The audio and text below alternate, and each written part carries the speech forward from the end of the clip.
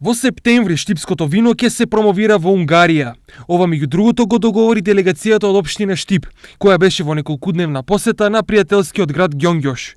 Ѓонгјош е втор по големина регион познат по производството на вино во Унгарија и годишно организира 2 сајми за промоција и презентација и на домашни и странски производители. Делегацијата од Штип учествуваше на нивниот традиционален саем на вино, кој е познат како Денови на Матра. Имено Ѓонгјош е втор по големина регион во Унгарија, познат по своето производство на вино, а Штип располага со квалитетно вино и винари, што е еден вид на повод за продолбочување на врските. Винскиот фестивал се одржува 2 пати во годината, во мај и септември. Се надеваме дека ќе имаме можност некои од нашите винари да се представат таму. Освен виното, двата града ги спојува и високото образование.